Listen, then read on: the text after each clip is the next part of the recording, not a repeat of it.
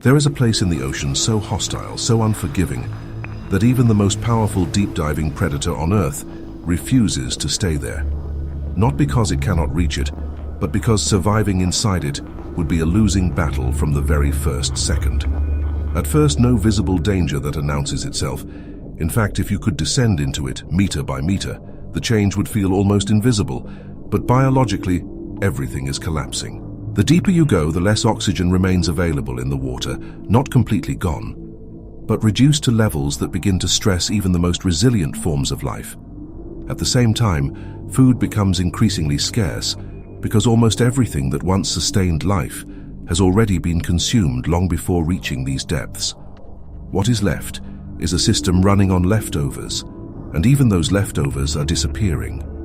Now imagine entering this environment as a sperm whale, an animal built to dive deeper than almost any other mammal, capable of holding its breath for over an hour, navigating absolute darkness using sound, and hunting large, fast-moving prey in conditions that would instantly kill most creatures. In most parts of the deep ocean, this animal has the advantage. But here, none of that matters.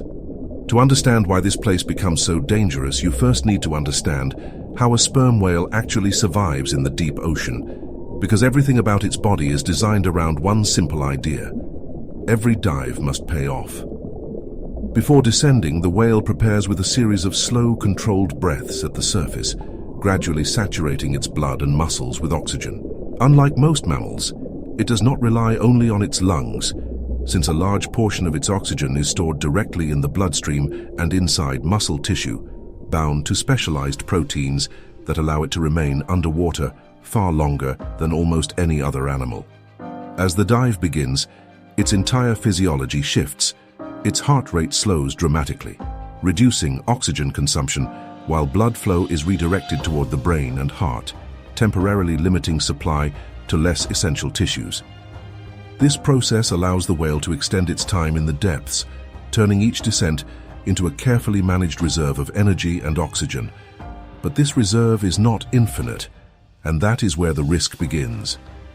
If you find this kind of deep ocean breakdown interesting, and you want to keep exploring how these extreme environments actually work, consider subscribing to the channel, because every episode takes you deeper into places where survival follows rules very different from anything we see on the surface. Once it reaches hunting depth, often more than 1,000 meters below the surface, sunlight is gone completely, and the whale becomes a creature of sound.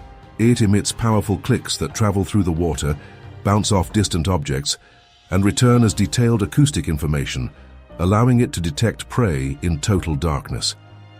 Its targets are usually large squid and deep-sea fish, animals that are themselves adapted to pressure, cold, and darkness.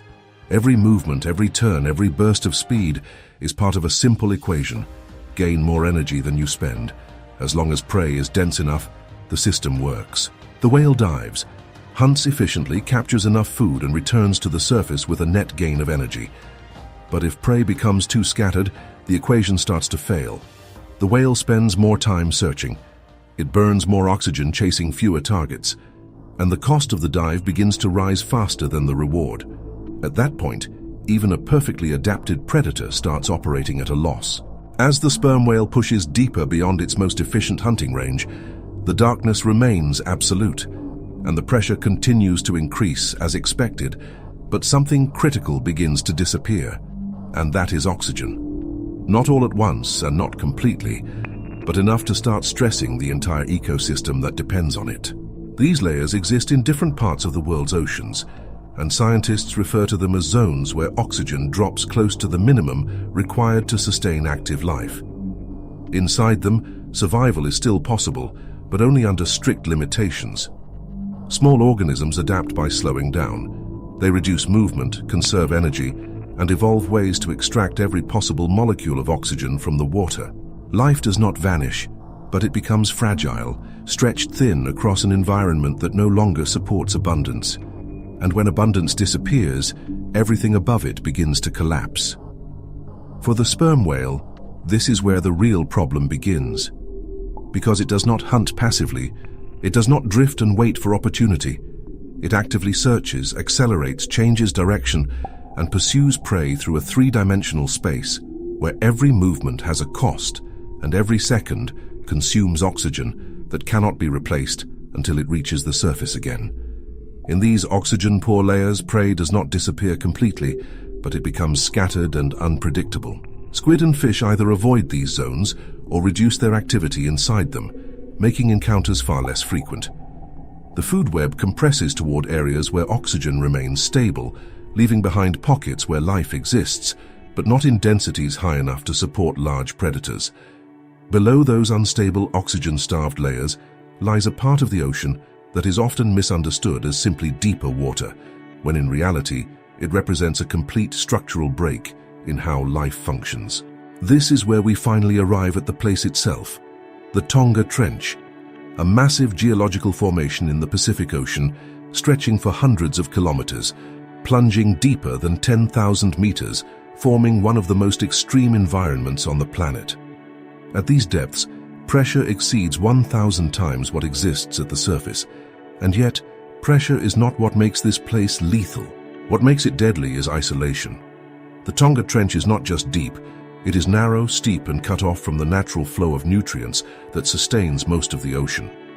Organic material, the dead plankton, fragments, and biological debris that normally sink from above, is almost entirely consumed long before it ever reaches these depths. What does make it down arrives slowly, unpredictably, and in extremely small amounts. Sometimes entire communities depend on a single event, like the fall of a large carcass, to survive for months or even years. Between those rare moments, the ecosystem does not grow, it barely persists. Life here adapts by becoming smaller, slower, and radically efficient. Creatures reduce their metabolism to the lowest possible levels, minimizing movement, conserving energy, and surviving on almost nothing. Many lack structures found in other fish. Some have nearly transparent bodies, and others rely on biochemical adaptations that allow them to function under extreme pressure with minimal oxygen demand. A 50-ton predator, warm-blooded, constantly burning energy to maintain body temperature in near-freezing water, with a brain that consumes massive amounts of fuel, and a hunting strategy that depends entirely on finding active, mobile prey. If you look at the ocean as a simple map of depths, it is easy to assume that the greatest dangers are found at the lowest points, where pressure is highest and darkness is absolute. But the Tonga Trench reveals something far more important. Depth alone does not define danger. Energy does. Because in most of the deep ocean, even in extreme conditions, life still finds a way to organize itself into a working system. Oxygen remains available, prey exists in enough numbers, and the balance between cost and reward, although tight, still holds together. But here that balance collapses, and the deeper you go, the more every movement begins to cost more than it can ever return. For a sperm whale, this is not just another difficult environment, it is the exact point where its entire biological strategy stops working. If even one of the most advanced predators on Earth is forced to turn away from a place like this, out of pure energetic limitation, then where exactly is the true boundary of life in our oceans? Is it defined by depth, by pressure, or is it defined by something far less visible, something that cannot be seen or felt directly, but controls everything that lives below the surface? Thank you for watching and exploring one of the most extreme environments on Earth with us, a place that reminds us that survival in the ocean is not about strength alone, but about balance, efficiency, and the invisible limits that shape every form of life. If you enjoy content like this, where we break down real science, deep ocean mysteries, and the hidden rules that govern life in the most extreme places on the planet, consider subscribing to the channel, because every episode takes you further into environments where nature operates under conditions few people ever get to truly understand. Until the next episode.